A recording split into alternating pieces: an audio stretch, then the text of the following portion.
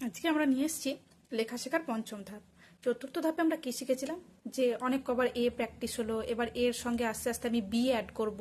A B খুব ভালো করে শেখা হয়ে গেলে এ বি সি অ্যাড করব, এ বি সি হলে আমরা ডি অ্যাড করব, এইভাবে চলছিল।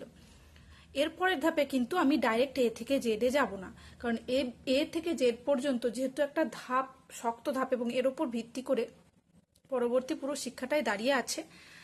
তো তার জন্য আমি তাড়াহুড়ো করব না। এবং সব থেকে বড় কথা যেটা আমি বারবার বলি, এখনকার বাচ্চাদের খুব তাড়াতাড়ি পড়াশোনা শুরু করতে হয়, লেখা শুরু করতে হয়।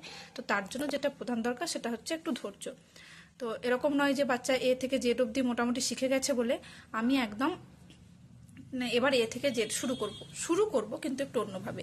এইভাবে এ থেকে জেড পর্যন্ত, আমার এখানে এফ পর্যন্ত দেখানো আছে, কিন্তু আমি এ থেকে এরকম এফ করব, পরের পাতায় আবার জি এইচ, এইভাবে মোটামুটি দাগ কেটে দেবো। প্রথমে দাগ কেটে দেবো কেন? কারণ তার জায়গা সেই আন্দাজটা আসেনি, এবং জায়গার এই দাগটা আমি কেটে না দিলে তার এই ব্যালেন্সটা করতে অসুবিধা হবে। তার জন্য সেবার A B C D E F, এবং অন্য পাতায় জি এইচ করবে, কিন্তু এ থেকে জেড পরপর, এফ এ থামবে না। কিন্তু আমি ঠিক ঘরটা এইভাবে কেটে দেব। এইভাবে কেটে সে জেড অবধি প্র্যাকটিস করলো।